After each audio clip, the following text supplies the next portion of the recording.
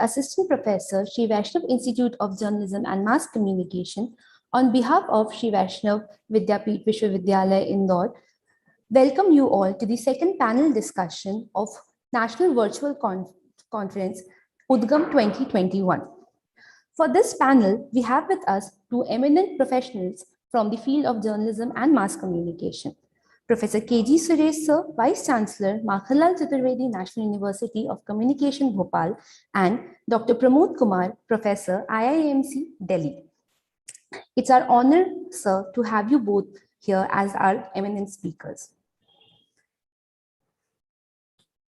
The first speaker for today is Professor K.G. Suresh.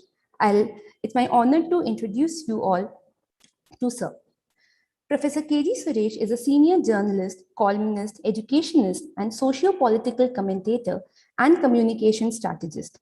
He is currently serving as the Vice Chancellor of Makhanlal Chaturvedi National University of Journalism and Communication, Bhopal, Asia's first and India's oldest and largest media university. Earlier, he has served as Director General, Indian Institute of Mass Communication, India's premier media training institute. He has also been the senior consulting editor with Doordarshan News. He was the founder dean, School of Modern Media, University of Petroleum and Energy Studies, Dehradun, editorial consultant with AsiaNet News Network, chief political correspondent with PTI and Group Media Advisor to Dalmia Bharat Enterprises Limited. He is a recipient of the prestigious Ganesh Shankar Vidyarthi Award for Outstanding Contribution to Journalism by the Kendriya Hindi Sansthan Ministry of Education and Government of India. He was the earliest designated Commonwealth Youth Ambassador for Peace by Commonwealth Youth Program Asia. He is also the founder president of the Global Media Education Council, the only India-driven international academic platform. A TEDx speaker and Henry Stewart Talks faculty, Professor Suresh had successfully completed an experimental course in public health communication from the University of Oxford, United Kingdom.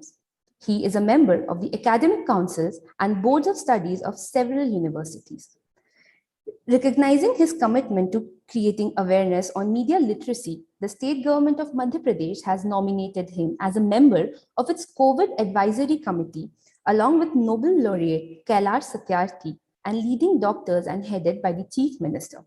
Professor Suresh is a member of the governing board of Consortium of Educational Communication, University Grants Commission, governing body Vigyan Prasar Department of Science and Technology, Government of India, Award Selection Committee, and co-chair of Program Advisory Committee of the National Council for Science and Technology, Department of Science and Technology, Government of India.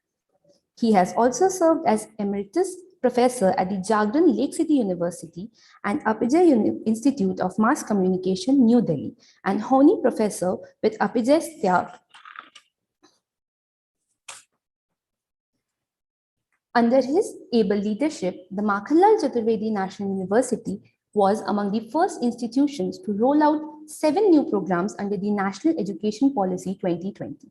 It was during his tenure that IIMC built its own campuses in Kottayam, Kerala, Aizawl, Mizoram, apart from acquiring land for its campus in Jammu and Amravati, Maharashtra. Prime Minister Shri Narendra Modi had laid the foundation stone for Jammu campus. Due to his untiring efforts, IIMC obtained a letter of intent from UGC for a deemed to be university status under the De Nova category. As senior consulting editor with Doordarshan News, Professor Suresh played a pivotal role in introducing innovative programs including Speed News, Vartavali, the world's first Sanskrit television news magazine, Good News India, positive news from across the country, India First, a strategy and defense-based program, and Do Talk, a political debating platform beside DD's first Android-enabled app. With a rich profession, cross-media experience of over 3 decades, Professor Suresh is the recipient of Prem Bhatia Fellowship for Research in Media by Young Journalists. In December 2017, Professor Suresh was conferred with the PRSI Leadership Award. He has also been honored with the Visionary Leader in Media Education Award, the first Khwaja Garib Nawaz Award for Unity, Brotherhood, and Communal Harmony, and Lifetime Achievement Award for contribution in the field of media education, by NISCORT Media School and Eureka Publications. He has extensively traveled across India and the world, including Afghanistan, Pakistan, China, Nepal, Sri Lanka, Indonesia, South Korea, Japan, United Kingdom, Switzerland, Austria, Hungary, Qatar, Mauritius, South Africa, among others. Sir, it will be an honor for all our students to hear from such a person who has such a diverse profile. So, sir, with no further ado, I would request you to start the session. Thank you, Dr. Shivlidhi Sarkar. Am I audible? Yes, sir. Okay. Well, very good afternoon to, I see the Dean Research on the panel. I also see Dr. Nasreen Ansari, and I see a lot of other eminent faculty members, and of course, my fellow panelist and a dear friend, Dr. Pramod Kumar, whom I have known for almost 3 decades. It's really a privilege. I would have loved to come to Vaishnav Vidyapeeth Vishwavidyalaya, but because of the COVID situation, emerging situation, we have to join online. But nevertheless, it's always a pleasure. And Nazreen is a very dynamic, media educator. And so when she invited me, personally came to Bhopal, I had no alternative but to accept. Though today I'm not in the best of my health, but because of placements in my institute, I have come to it's a public holiday in our place, because today is the day when hundreds of people lost their lives to the Bhopal gas tragedy. So today is the Remembrance Day in Bhopal. So it's a sad occasion for us, but so it's a public holiday. But I have come to office because I thought that, since I've given my word, I should be there. And now the topic that has been given to me is impact of social media, present and future. I'll try to, confine myself to the time limit given to me by Dr. Nasreen. Social media is today an integral part of our lives, as you all know. There is no aspect of our lives today, from a 5-year-old to a 95-year-old, you would find everybody accessing social media. The other day I was in Mysore, and I was, seeing a mother trying to feed her, maybe 1-year-old child or 2-year-old child. They were in the restaurant, and the child started eating food only after the social media was switched on and the mobile was given to the child. Till then, the child was refusing to eat, So that is the kind of exposure level that you have today. That I remember in our times as young parents, we used to take our children to the terrace, show them the cross and the parrots, and tell them to keep quiet, and the cats and the dogs. But today, you just put the mobile phone, instead of the junjuna, you give the mobile phone to the child, and the child is made to, keep quiet. But in a way, yes, social media has democratized media like never before. I mean, in the last 10 years, the kind of technological changes, you see, me and Pramodji belong to the generation when we used to actually manually write copies. Then we would put it out on typewriter, I still remember my first classes, my fingers used to pain, QWERT. That is a, typing we used to do. And I still have a old Remington in my home, like my old Maruti, which I have kept. So, these are relics now. And we have seen in the last 2 decades, the kind of changes. And in the last 1 decade, the kind of phenomenal revolutionary changes that has taken place. We has changed the communication scenario across the world today, and it's not just mass communication, it's interpersonal communication which has changed like anything. Today, I can connect to the most powerful man in the world, the most powerful man in the country, by tagging him on the, on the Twitter. I can straight away connect. I could never imagine reaching out to such people as a common man, that I could. But today, thanks to social media, I remember late Sushma Swaraj when she was the Minister of External Affairs. She reached out to 80,000 non-resident Indians and solved their problems only on the basis of tweets. 80,000. Now, so it has become a very important tool of governance also, social media. And the Prime Minister is able to reach out to people. I mean, in every district, the district administration, the district police is able to reach out. I remember I have used Twitter ad nauseum, not just to share my views and thoughts on various issues of the day, but to reach out to people. I've had problems in airline, I've had problems with traffic police, and I have always reached out, and believe me, I immediately got a response, from all social media savvy institutions, which were pretty fast in responding. Social media that way has become an integral part of governance. There is no aspect of governance, whether it is day-to-day administration or disaster management.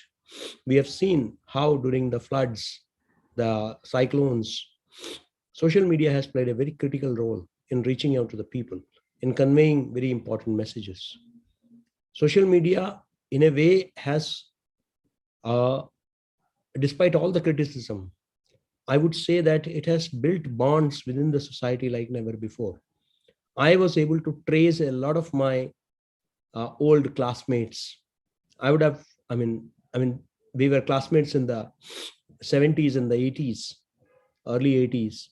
And I could have never imagined meeting them again, but for, social media, which has been able to connect us. Today, thanks to social media, a lot of people are able to reach out, not just for fun, but also in cases of emergency, like requirement for blood, requirement for platelet. Social media is playing a very important role. I remember, when I was the Director General at IIMC, we did not have any social media account. I only started all the social media handles there. And there was so much of resistance at that time. I was told that the officers will take cognizance of it, they will not like it. So what I did was that I invited the then Information and Broadcasting Minister, Rajyavardhan Rathore, to launch the social media handles, the Facebook, the Twitter, and all that. So the problem was solved once the minister was on board. So it was taken care of. Now, what I wanted to say is that there was a lot of resistance of opening up to the world. But what it has brought about is a lot of transparency. I am today able to come across many problems. For example, we are the largest media university in the country. Apart from 4 campuses, I've got 1,600 study centers spread across the country. Now, these study centers, they also face a lot of problems. Students face a lot of problems. So when they tweet me, what I do is that I immediately ask for a solution from my team. I immediately refer the matter to my team. Otherwise, they would have to wait for ages to reach the Vice Chancellor, with their problem. So what social media has done is that it has made, I would say, democratized media, decentralized media. You needed a middleman, to reach out to the people in power. That has been removed with the social media, the advent of the social media. What social media has brought about also is a lot of awareness on a lot of issues. It started with, say, the Tahrir Square movement, and then we saw it in the Anna movement, and subsequently what we saw was the anti-corruption movement in the country and the Nirbhaya movement. Where social media played a critical role. I had friends who had nothing to do with, they were looking into they were leading very ordinary lives, running, cab services, offering some or the other, or working somewhere with no social concerns or anything like that. But social media changed everything. Then they took part in the Anna movement, the Nirbhaya movement. Youngsters left everything behind, and they were provoked, encouraged by the social media. So we have seen a lot of movements which gathered. I won't say that a social media can generate a movement on its own. I don't believe that, because I still believe that the India's greatest movement was the Independence Day movement, independence movement. And the independence movement at that time, there was hardly, except some print media, there was hardly any media, no electronic media, no digital media. So the movement certainly has to come from within the people, whether it is the 47, the events leading up to the freedom struggle, leading up to the freedom of the country, or the anti-emergency movement in 1975 onwards till the change of government in 1977. So what you saw was that, at that time, again, 75 to 77, you did not have electronic media, you did not have digital media. The print media was totally under control. Except exceptions like Ramnath Goenka's Indian Express or underground papers, you hardly had any kind of real media at the ground. But in spite of that, there was a movement. So movements are not dependent on media. But what media can do is media can serve the role of a force multiplier. Social media can serve the role of a force multiplier. It can spread the word, and it can create, similar movements, replicas across the country, across the world. And that's what we saw during the Tahrir Square movement, and also the Anna movement, and the Nirbhaya, which was among the last movements we saw. No, so what you see is that a lot of social media is able to mobilize a large number of youngsters who otherwise may remain either neutral or indifferent. So that has been the role of social media. Social media has played a very important role in bringing about social consciousness also, in creating social awareness on a large number of issues. One of the issues, if I may mention here, is Swachh Bharat. Swachh Bharat is something that has really caught on like anything. It's people. I remember that when I often give this example. I'd gone to Div, an island near Gujarat. It's a union territory. I went there and I saw the ice cream vendors refusing to give the wrapper along with the ice cream.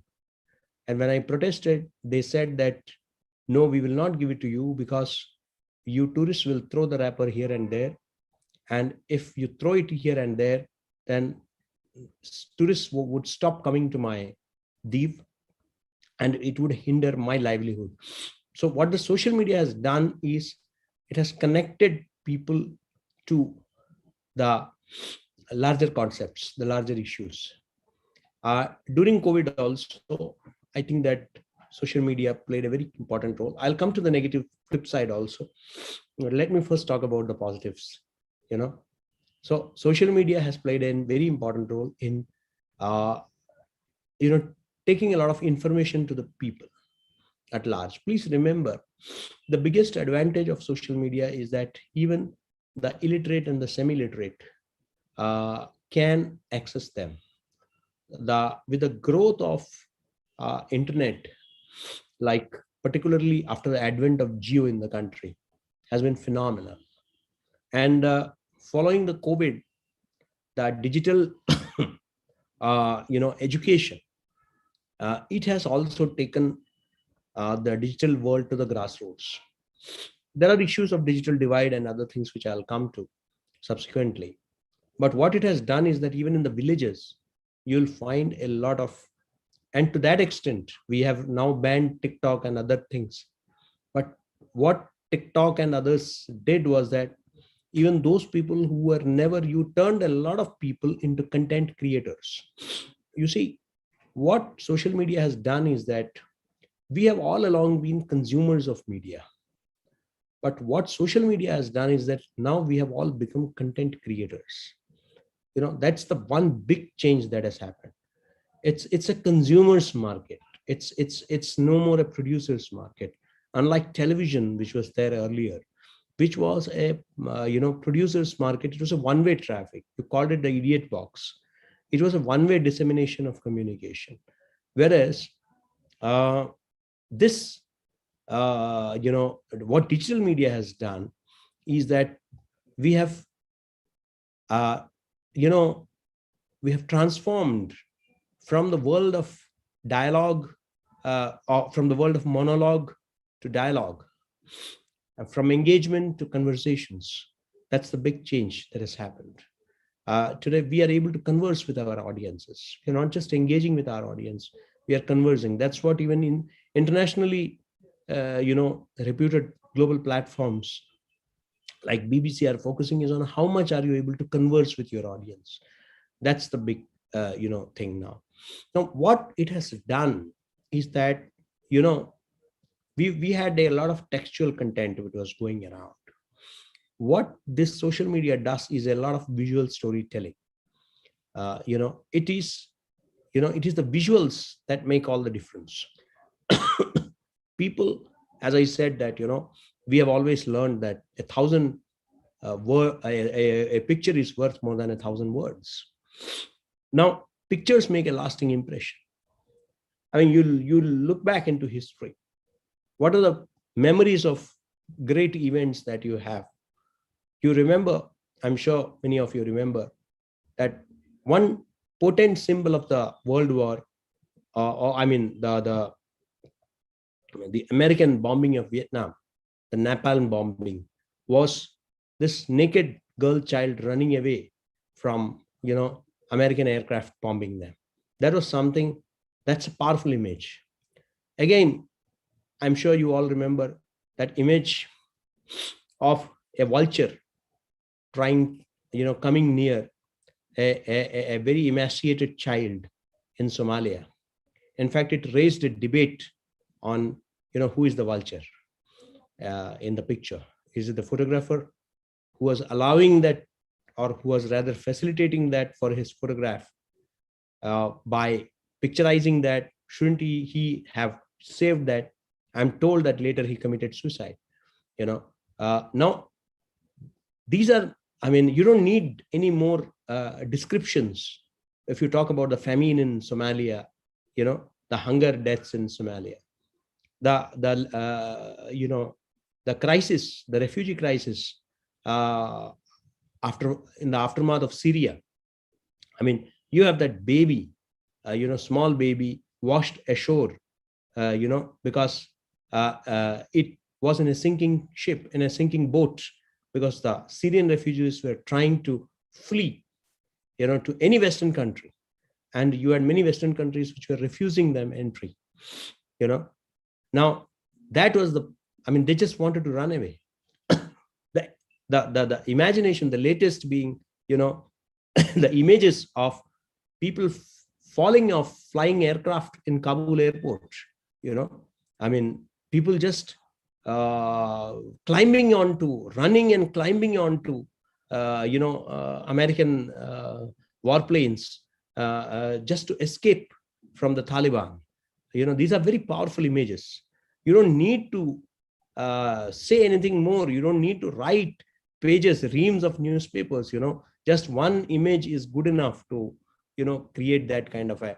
So I think that these now, what the social media's biggest advantage is that it is able to combine visual and the text.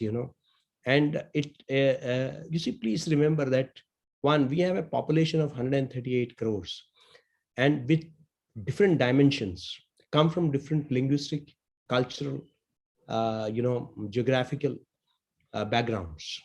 So what they require is a variety of content.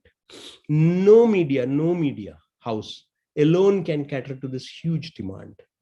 Okay, so you need a 24/7 into 365, model, which would constantly feed it. And it is here that the social media is taking care of that. The newspaper may not, it has its limitation. Television has its limitation. It goes for the trending stories. There are many stories in the small mofussil towns and villages which are being told on the social media. These are stories of struggle. These are stories of survival. These are stories which need to be told. People want to know about it. For example, I often say that I have this friend in Punjab, in Ludhiana, based out of Ludhiana. He creates a 1 hour program on the situation in Punjab every day. He analyzes the stories from Punjab from 9 to 10 in the night on a digital platform. And I ask him that, this is, what do? You only cull it from the mainstream Punjabi channels and then you show it. What's the big deal? Why do you get viewership? People can as well watch all the programs. He says, no, my dear friend, it's not for Punjabi audience. It's for Punjabi audience, but not audience in Punjab. It's for audience in Canada, in America, who want to know what is exactly happening in their homes, back home, in a 1 hour capsule. And that's what I'm trying to provide them. The same is the case, everywhere. The so-called mainstream media may not cover what is happening in Banaras or Bareilly for that matter. It is here that the digital media, somebody sitting in Boston who wants to know about what is happening in Banaras, he goes to the social media. He goes to the digital media because he knows that I don't have content in the New York Times, in the Hindustan Times about my Banaras. So I go for a channel, a platform, which is now, which is available on the internet. So there is some young entrepreneur, a digipreneur, who is there sitting in Banaras and, dishing out stuff on Banaras. I have this friend of mine whose name is Ramesh Hanglu. Ramesh Hanglu, runs a radio station. It's an internet radio station and a community radio station by the name Radio Sharda. Now, Radio Sharda is basically running out of Jammu. By putting on the internet, what he has done is that Radio Sharda talks about the culture, the values, the apparel, the festivals of the Kashmiri Pandits as a community. So across the world, Kashmiri Pandits across the world are, hooked on to Radio Sharda because it reflects, it's about their community. They want to come to that. They want to listen to that, about what's happening in Kashmir, what's happening in the refugee camps in Jammu, what's happening in the refugee camps in Delhi. They want to understand that. They want to know what's happening. So they go for Radio Sharda. Now, these are exclusive digital platforms which are available, which are today offering you a lot of information on subjects of your choice. So as I said, what the social media has done is democratize content. Today, the mainstream media now, because of, the cross media ownership, almost have similar content. They may give it the same event may be looked at by NDTV in a different way and Z News in a different way, but the content almost remains the same. The perspective may change. But what about the democratization of a content? Why should the people, 138 crore people of the country with diverse, background, look at the same content? Why shouldn't there be more content? Content of all kind. For an unemployed person, what is important is that where do I have the job and entrepreneurial, possibilities? I think that's that's his priority, his or her priority. A homemaker may be looking at, a lot of cuisines, right? Somebody who is a geek may be looking at a lot of information on gadgets, So these things change. So where do I get these stories? That's very important. So it is the digital which offers, and that's what is bringing about a lot of awareness. We are coming to know about a lot of things thanks to social media. Now, I know that, time is running out. So I'll just very briefly also talk about the flip side, because only then that will bring about some kind of a balance. What has happened is that there is an infodemic, which is perhaps more dangerous than the pandemic. What do you mean by infodemic? Infodemic is an overdose of information, which has been flagged as a major concern by the United Nations Secretary General, by the WHO Director General.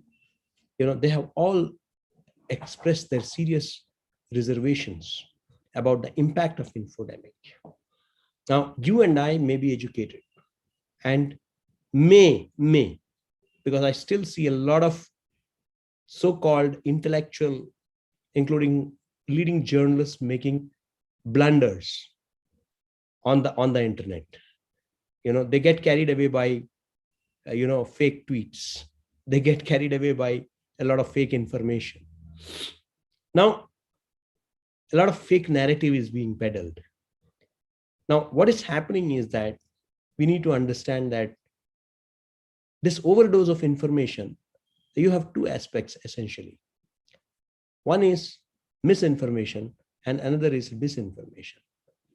Misinformation is when I am passing on something out of ignorance. My faith, I'm doing it in good faith. For example, I come to know about, I get a WhatsApp message about a cure for COVID, and I pass it on with a good intention that put some lime juice into your nose and you will be fine. And I share it. I share it with my relatives. I share it with my friends, and I tell them that look, this may be good. And a lot of misinformation happens because journalists don't do their homework. I'm not saying that they're doing it deliberately. They don't do there, because today ground reporting has been replaced by desktop journalism. People are no more going to ground zero. So a lot of information, I can tell you, ever since I have taken over as Vice Chancellor, I've been hosting a lot of programs in the campus.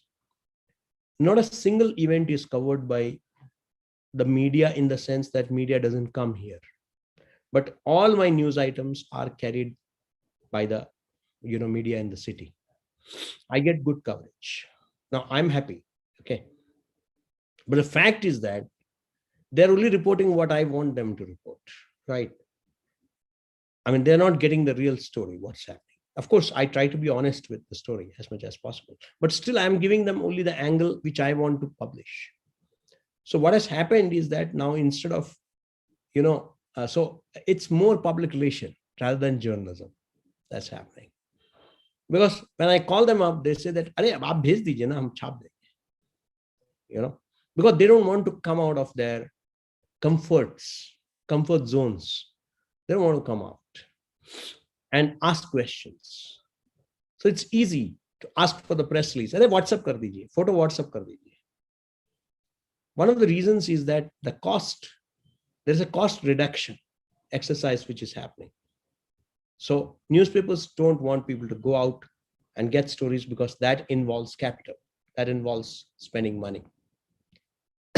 What television has done is that they have converted, I would say, a lot of news spots into debates. So all the primetime debates. So what does it mean? When you're getting into debates, you're not getting onto the ground. You're not getting ground reality. You're only having some intellectuals, some retired army men, some retired bureaucrats. They're all sitting there and giving their gyan. Okay. They have nothing to do with the society at large. They don't have anything to do with the harsh realities at the ground. But what hardcore reporting does, I've been a hardcore reporter. Pramodji has been a hardcore reporter. We know the importance of ground zero reporting. When you're there, you see a different picture altogether from what you see, from outside, from what you see 700 kilometers away, 1,000 kilometers away. You need to fly in. You need to go to the ground zero. You need to understand that. Now, because of this, I'm not saying deliberate. We are all now reporting a lot of things without going to ground zero. So that's leading to misinformation. We're not doing our research. We are not doing our research. We are only doing Google search. There's a difference between Google search and research. We need to understand. Third, we are all living in our cocoons. We are all happy listening to our own voices. We don't want to listen to alternate voices. So what's happening is that we are getting cut off from the harsh realities. There are alternative voices which we need to hear. If we need to understand the society, what are these voices saying? I'm happy, listening to Pramodji because he praises me. Pramodji is happy listening to me because I praise him. Tu pant main nirala. This is what is happening. I'm not listening to criticism at all. So I'm cut off. I start believing in a lot of people who are all the time around me, and I start believing that what they're saying is the reality. That's the truth. Because I'm not going to the ground. I'm not getting it. I'm happy with my cocoon, where what is called, I'm in an echo chamber, where I'm only listening to my voice, and I find it very soothing. Now, this is also leading to a lot of misinformation.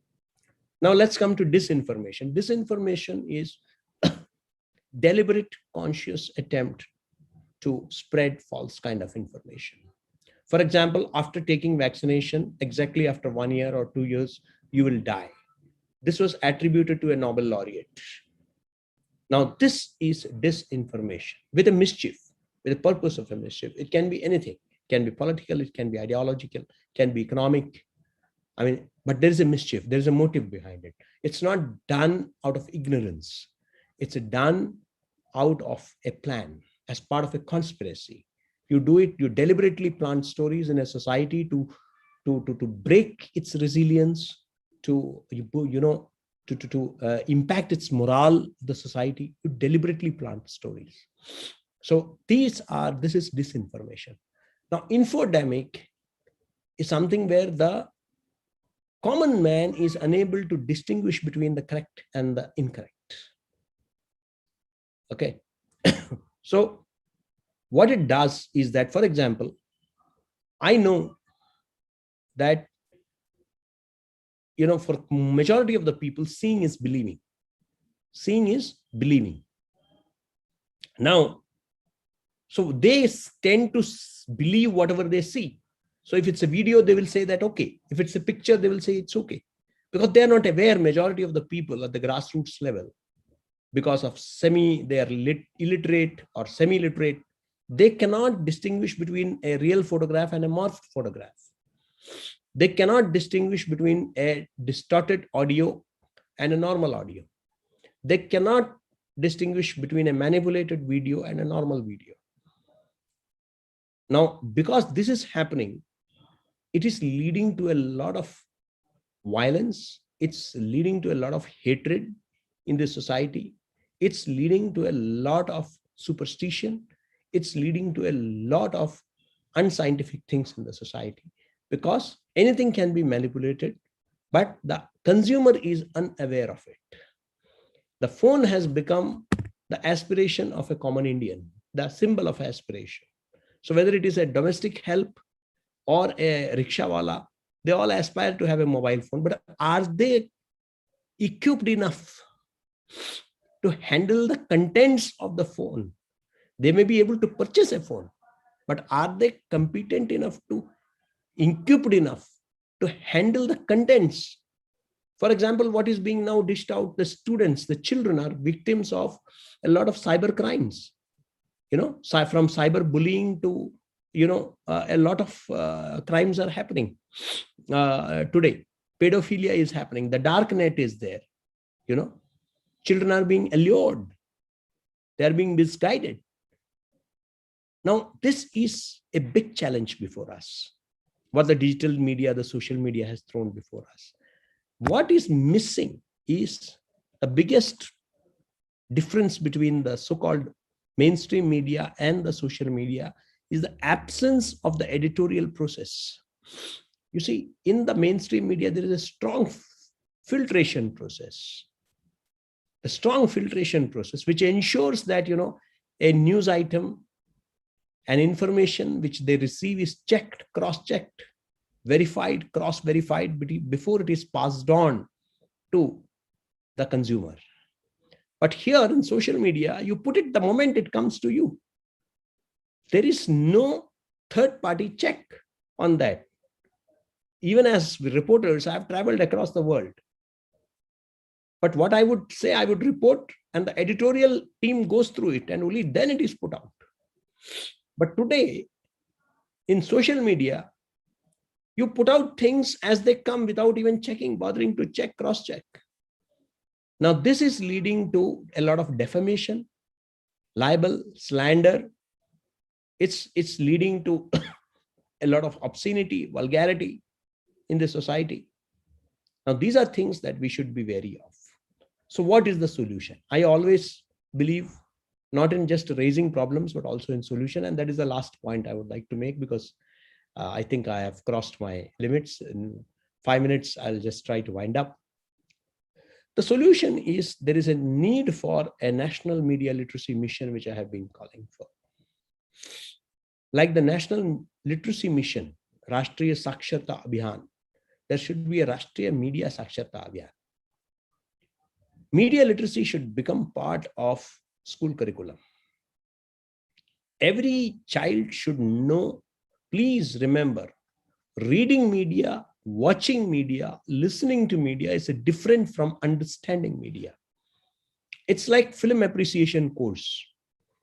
You may watch a movie, but you won't be able to understand a movie. What you need to do is that to understand media, the dynamics of the media, how it works.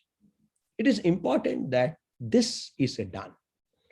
So what we need in this country is, yes, I'm sure that there's a lot of talk about the need to regulate social media and things like that. I, for one, as somebody who has also seen the post-emergency, the emergency situation, I am at least not somebody who would advocate a government involvement in these matters.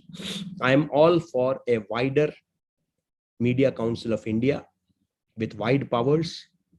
It should not be a toothless tiger as it is now. It should have, proper teeth, and there should be a framework for that. But in the meantime, that is so far as taking cognizance and punishment is concerned. But by then the damage would have been done. So to prevent that damage, you need media literacy. So I think that to counter infodemic, let us all promote media literacy at our own levels. Let us adopt, like law schools adopt villages to provide legal aid. Media schools should adopt schools to promote media literacy.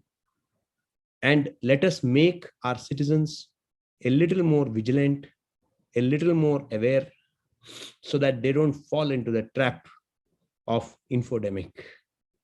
On that note, I wish to conclude here, because this is a topic on which I can speak endlessly for hours, but I would also love to listen to my dear friend, Dr. Pramod Kumar. And, it's been really, I would like to thank the organizers for organizing this very important event. And I'm sure that, we would be, I think that the deliberations at this conference is going to come out with certain recommendations, which would certainly strengthen higher education, and the processes. Thank you so much. Namaskar. Thank you so much, sir. And truly said, digital media is a big boon only if used with proper literacy. Further, I would like to introduce our second guest for today, Dr. Pramod Kumar. Armed with 3 decades experience as working journalist in New Delhi, Professor Dr. Pramod Kumar is a professor in Department of English Journalism at the Indian Institute of Mass Communication, New Delhi, with additional charge of Urdu Journalism Course Director. He is also the editor of IIMC's prestigious research journal Sanchar Madhyam. Before joining the IIMC, he taught at the Central University of Himachal Pradesh, Dharamshala. As working journalist, he held different positions in English weekly organizer, and Hindi weekly Panchjanya. He has vast experience of interviewing over 180 eminent personalities of India and abroad and writing over 3,000 articles, reports, and features in English, Hindi, and Urdu. Professor Kumar specializes in reporting and editing. His work on paradigm shift in newsroom has received global applause. He is the author of 8 books in English and Hindi, including his popular book, The Future Newsroom, Unsung Builders of Modern Bharat, आधुनिक भारत के गुमनाम समाज शिल्पी media Karma yoga यात्रा and यथार्थ. Sorry for the mispronunciation though. For the last 1 decade, Professor Kumar has been working on solution-based journalism, which stirs the journalist to highlight positivity of society also. Sir, welcome from our side, and you may proceed. Thank you. Thank you, Dr. Shivali Sarkar. Thank you, Nasreen also, who is a perfect coordinator. And she has been coordinating, I think, for more than 2 months. It is always enlightening to hear Professor KG sir. KG, Suresh ji and I, we have done reporting together for almost, I think, more than 2 decades, and we know each other for more than 3 decades. And you have just mentioned Future Newsroom. I could not finish that work without the guidance and support of Professor KG Sureshji. Professor KG Sureshji has enlightened about infodemic, use of social media, fake narratives, fake news. And he also mentioned media literacy to understand the media. When we look at the newspapers,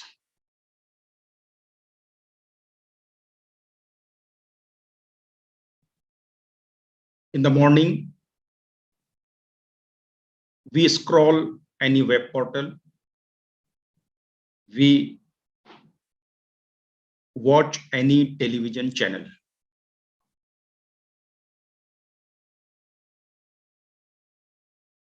What we think, there is a lot of negativity in the society, in the country.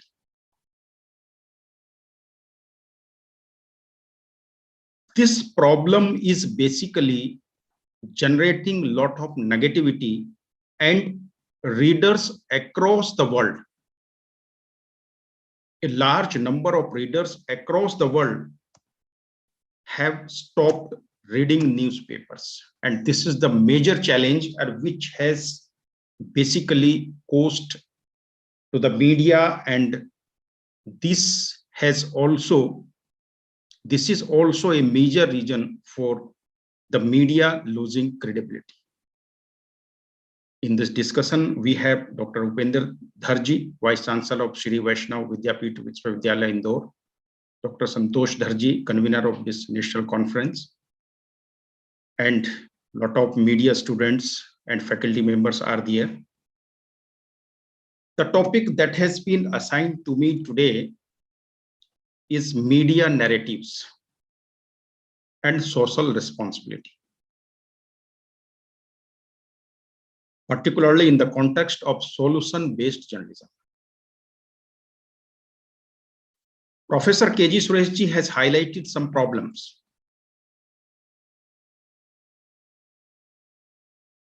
But this negativity that we see in the media, whether print, TV, or web, digital, we have noticed that we as a journalist only look at anything negative that is news. This mindset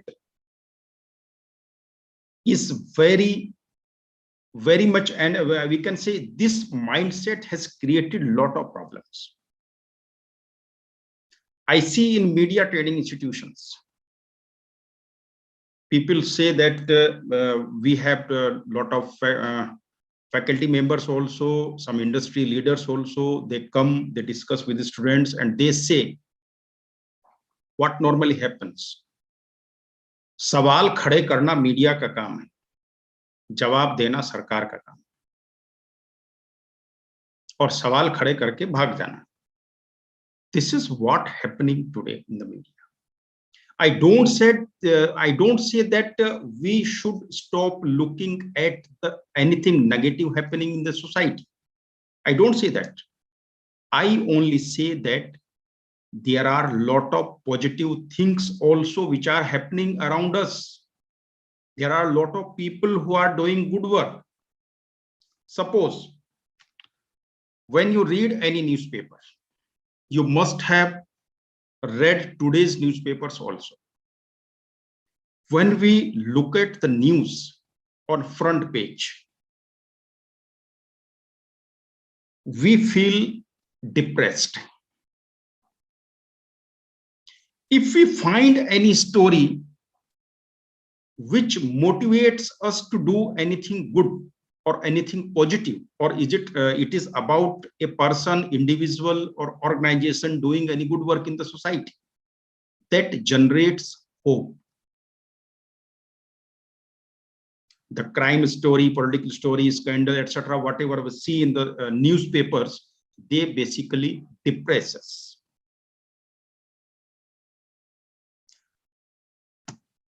I have been looking at this topic for the last 10 years. I started a column in Organizer Weekly in 2013, the trendsetter. I started studying the individuals and organizations who are contributing something positive to the society.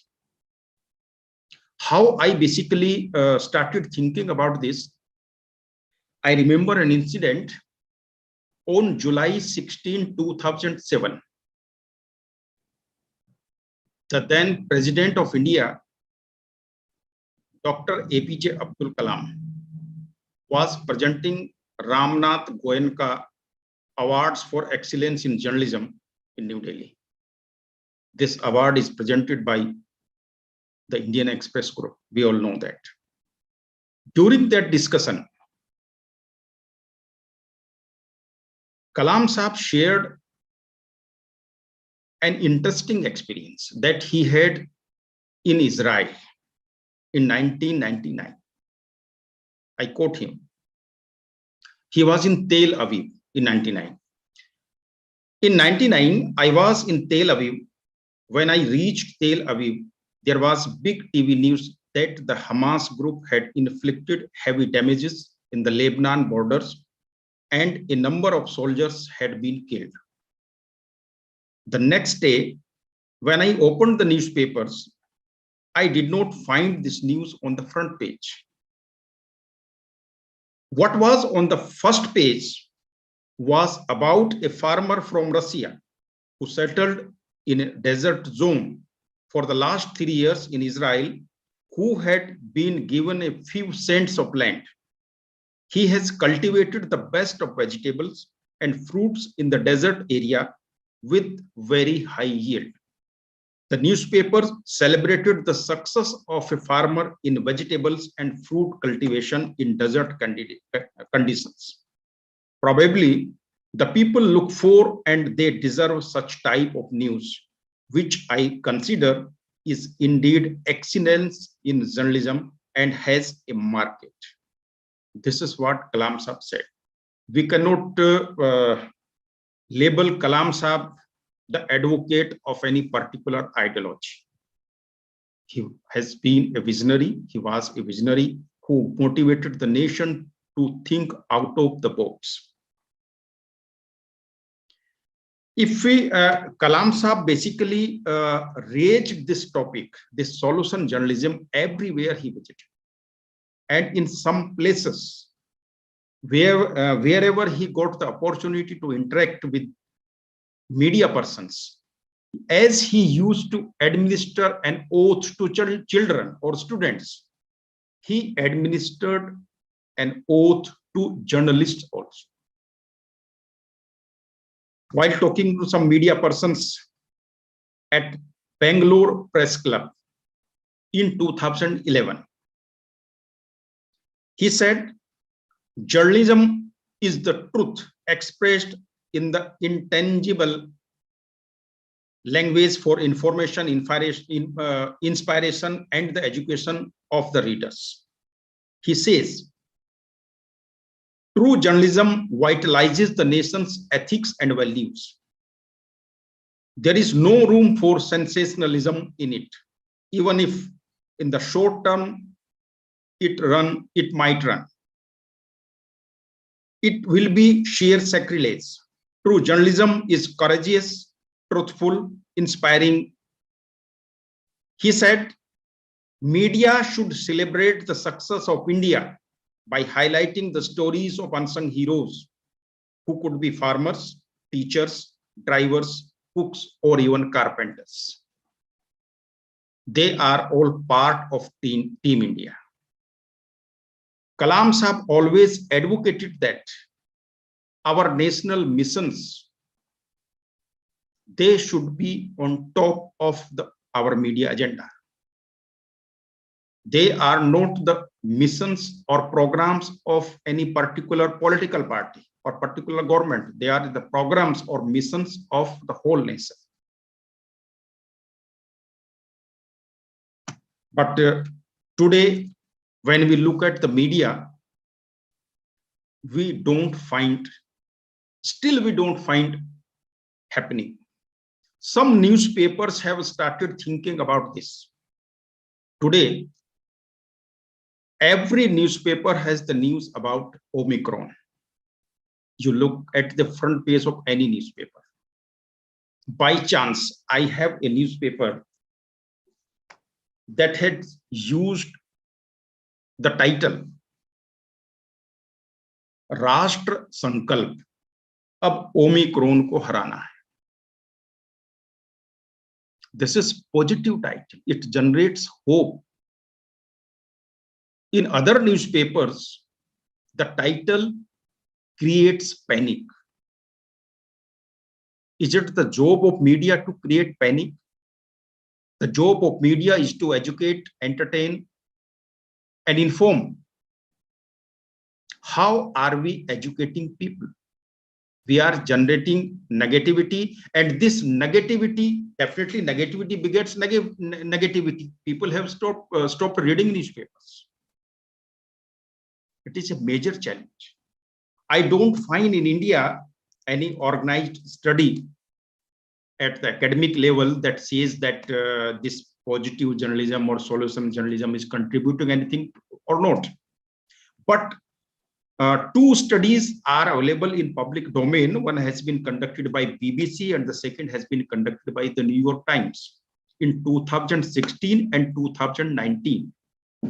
Those studies reveal that they conclude that when a particular problem is presented together with a solution, it increases the reader's receptivity.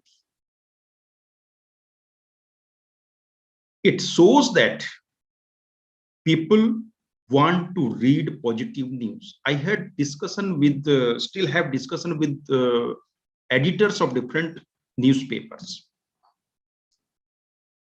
In the beginning, they said that readers don't want to read such news. But later they realized that readers want to read this type of news. Then they started saying that we don't get any revenue from or through this type of news. But now some newspapers have started thinking about this. I have noticed that Dainik Bhaskar has started publishing positive or solution-based stories on every Monday. They say no negative Monday. We also see some interesting stories in Dainik Jagran, Amar Ujala, and some other newspapers. But we don't find such stories in the English media. We don't find such stories in the Hindu, the Hindustan Times, Times of India, Indian Express. Indian Express has a column on every Monday, tracking change every Monday. But it doesn't have inspiring stories or solution-based stories. And I don't say that this is the only reason. If you look at the circulation of some newspapers, for example, Dainik Bhaskar, Amar Ujala, Dainik Jagran, you notice the rise in their circulation for the last 4 or 5 years. Dainik Bhaskar is #1 newspaper today.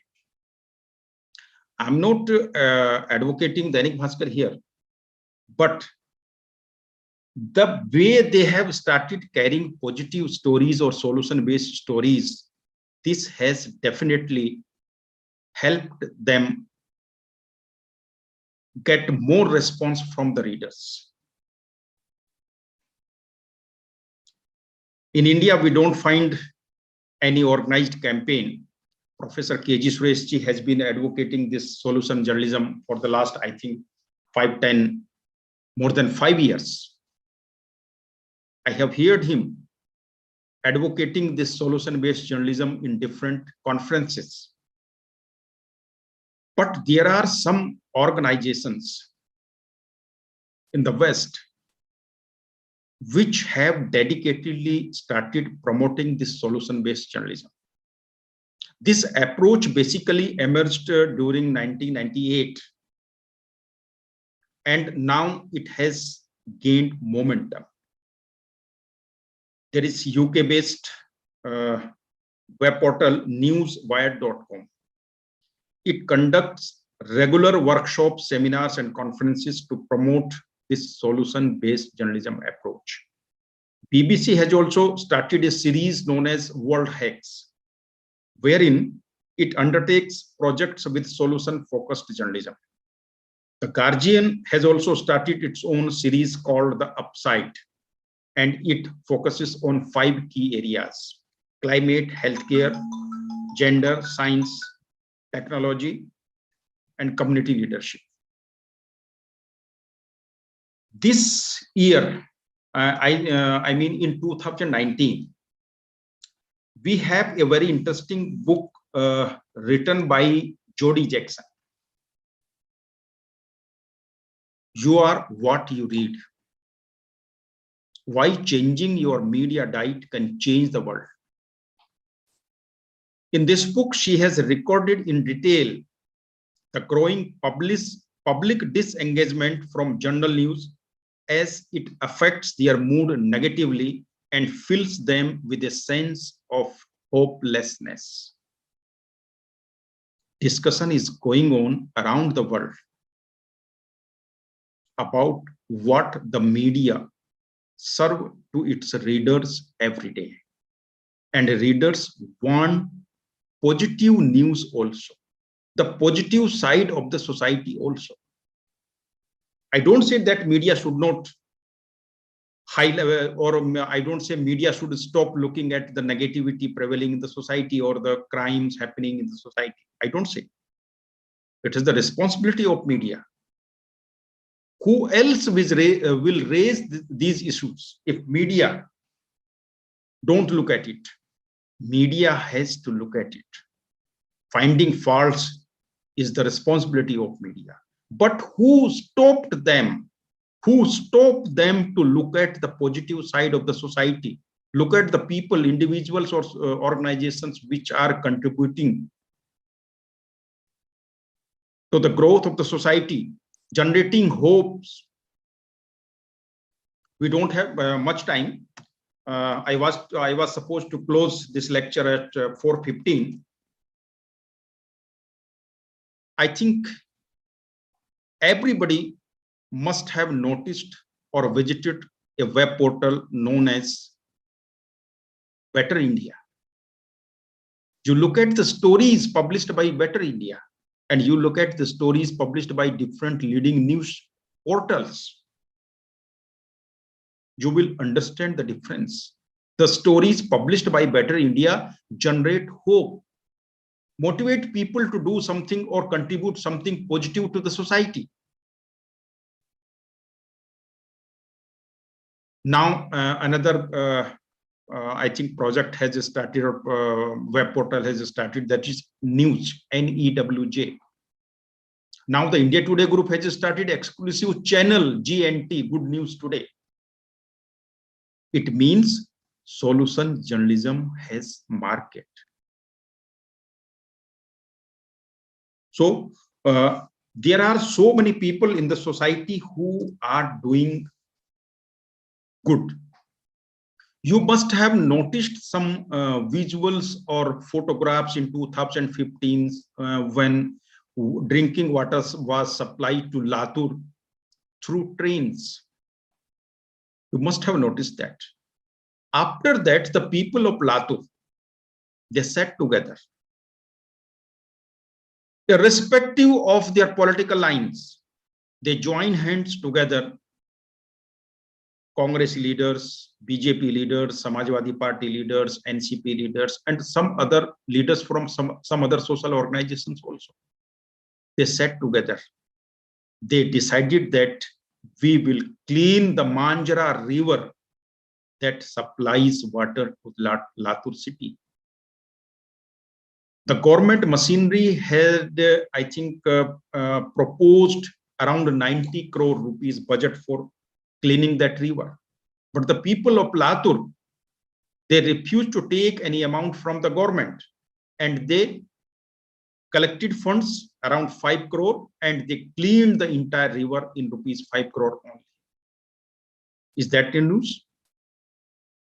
If people come together for solving the problem of drinking water in a city, they can resolve their other problems also through this unity. You must have noticed there is one person in Maharashtra, Girish Prabhune. I met him many times. You must have noticed some nomadic tribes in cities or towns. Basically, in Maharashtra, around 2,000 nomadic tribes are there. These tribes have a glorious history. Their forefathers joined the 1857 Freedom War. They liberated some areas. After that, in 1871, the British government enacted Denotified Tribe Act, and these people were declared criminal by birth. These communities, we must have heard, we must have read that India's contribution to world trade was 34%, around 1820 to 30. How was it? It was because of these nomadic tribes had a large contribution in that trade, foreign trade.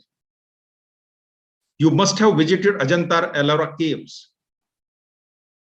The marvel that you find there, it is because of the ancestors of these nomadic tribes, but they were declared criminal by birth in 1871, and that law continued in India, though abolished in 1952, but continued in India till 1990s. This person, Girish Prabhune, has rehabilitated more than 1 lakh nomadic tribes in Maharashtra alone. Now, the people, the communities which were declared criminal by birth, which were treated criminal by birth, now they have civil servants, IPS officers, IAS officers, government officers.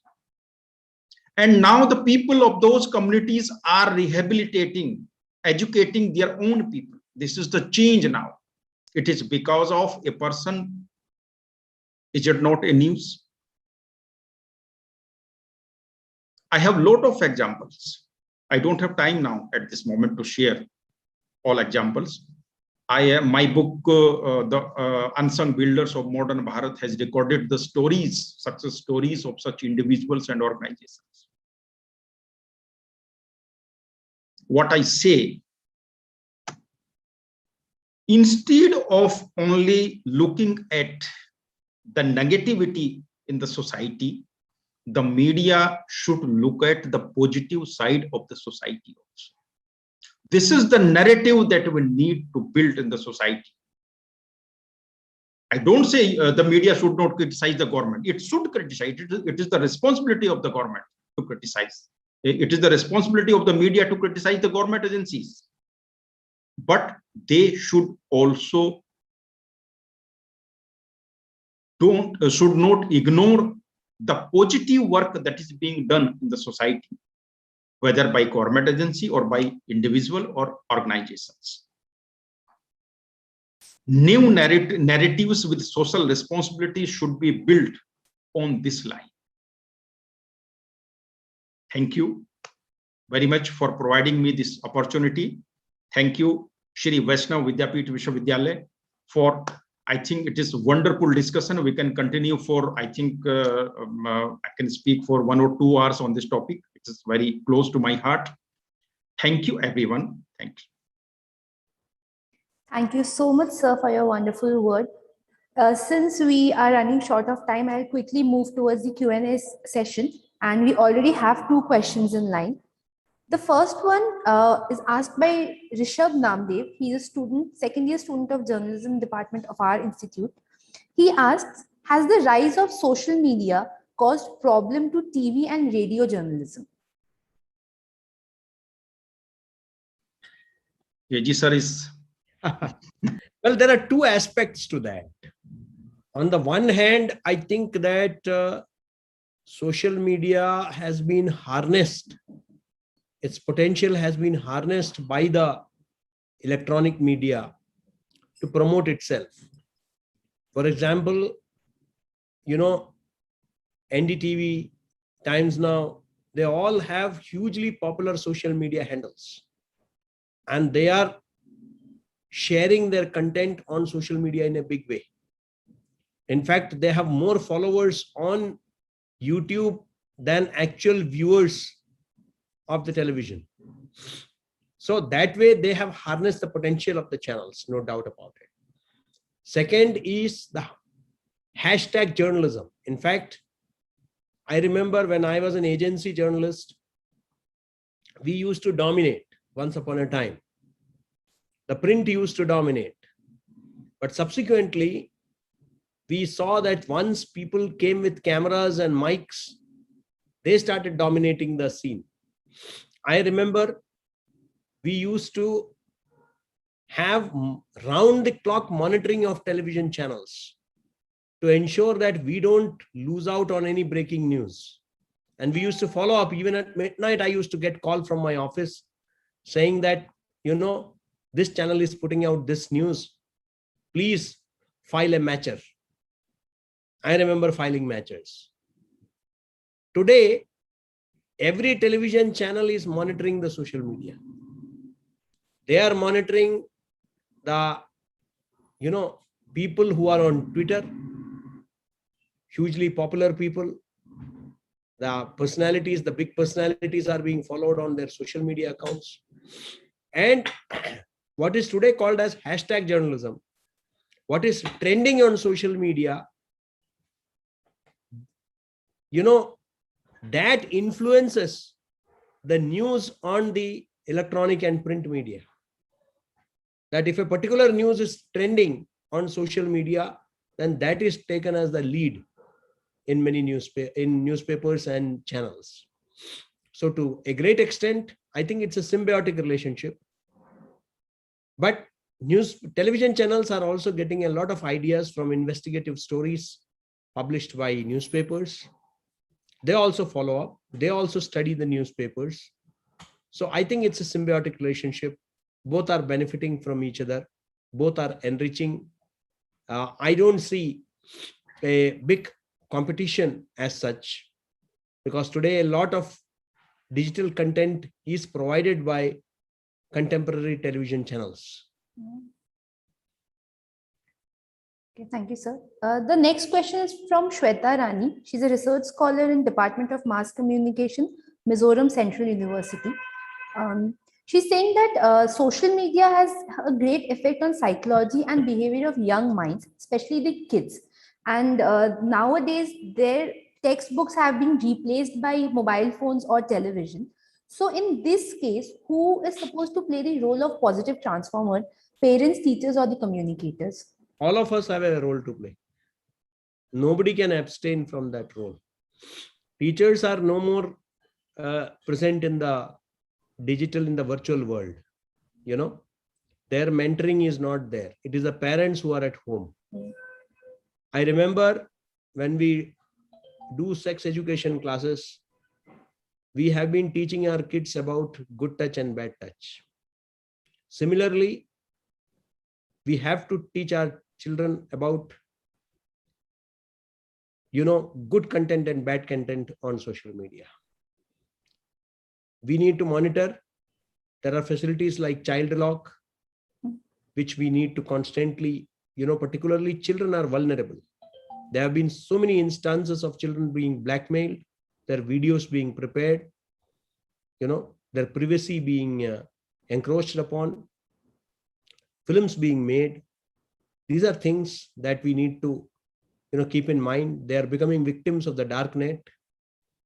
So cyberbullying, they are becoming victims. So we need to make our children aware of it. So that's a responsibility what teachers and parents have. Just handing over a mobile phone, doesn't end your responsibility. I think that you need to ensure that, because, there's an age, you don't allow a child to drive the car unless he or she is 18. Similarly, I think there are a lot of content in the social media which they should not be accessing. And that is the responsibility of you and me to ensure that, they are mature enough to handle the content that they are watching. That you and I should ensure.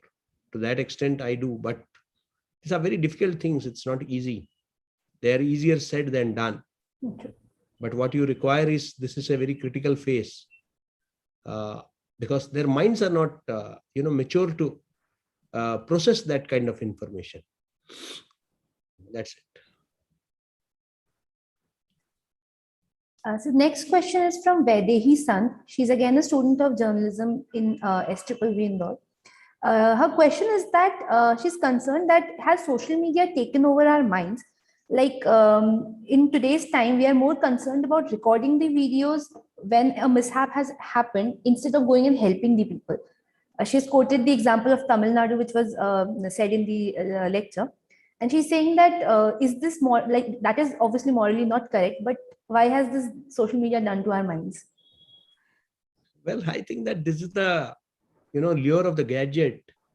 I have seen people taking, we are supposed to, in Hindu customs, you take only 7 feras, but I have seen for the purpose of camera, some people take 8 feras, no feras, 9 feras, because the camera has not been able to record all the feras. So, they, I think that, you cut the cake, you again put it in the mouth twice, thrice, because it has not been able to capture. Our entire focus is on, we are no more living the moment. We are only interested in capturing the moment. Your daughter is for the first time playing on the stage, dancing on the stage. But instead of taking that whole picture, and watching it in awe, consuming it with your eyes, what you're trying to do is you're fiddling with the camera all the time to ensure that, you're able to capture, but you're not relishing that moment of your child performing on the stage for the first time. It's as simple as that. We have that spontaneity in our life is gone. Everything is, we don't enjoy food. We don't enjoy views. We go to a tourist place, we see a, beautiful landscape.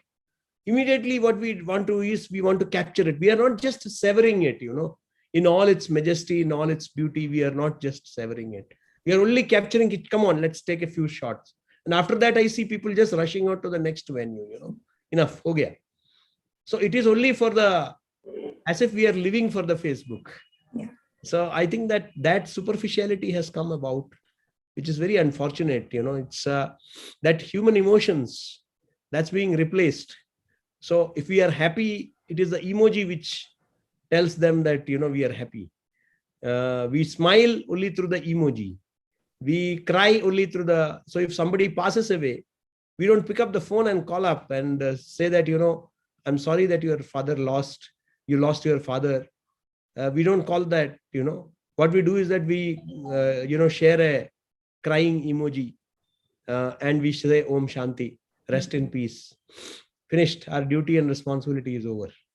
This inhumanization, dehumanization, that is another aspect of social media, which will call for a separate lecture. Many times even the emotions are not real, they're just for the social media. Yes. The next question is for Pramod sir. Here the student is asking, is it right to show the defense power of the country by the media on television? Defense power of the country. Just repeat the question. The military power. Yeah, I think he's talking about the military power. The defense power of the country by media on television. While covering the defense has to be covered with lot of care. What happened during Mumbai terrorist attack? What we were sharing on media, that was basically helping the enemy. I think sharing defense power is not wrong. If our neighboring countries are showing, we can also show. But in defense reporting particularly, I would suggest it has to be done with lot of care.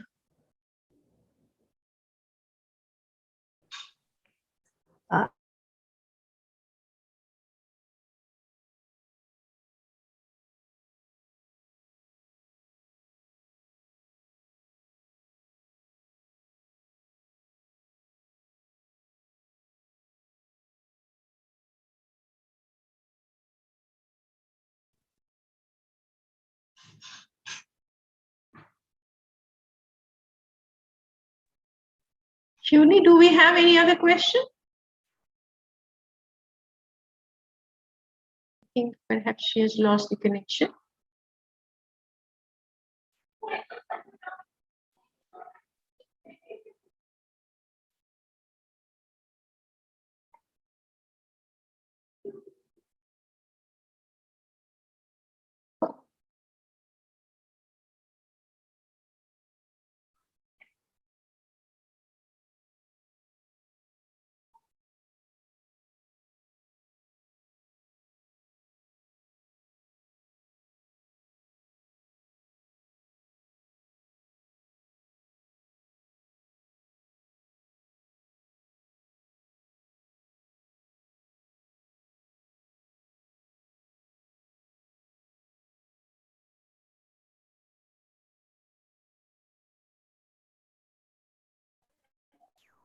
I'm extremely sorry, there was an internet issue.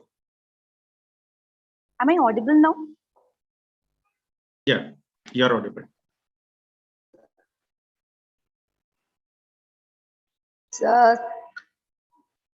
Sorry. So a very big thank you to both of you, sir, for taking out time from the busy schedule and in unwell conditions as well. And it was really nice listening to both of you. I'm sure the students have learned a lot. They've asked their queries, and we would look forward to hear to you both again in the further programs we have in our college. Thank you so much, both of you, again, from the entire university and UDGAM team. Thank you, sir.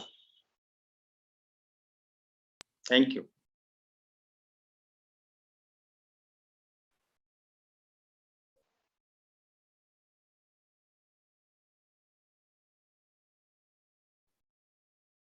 Can we leave now? Yes, ma'am.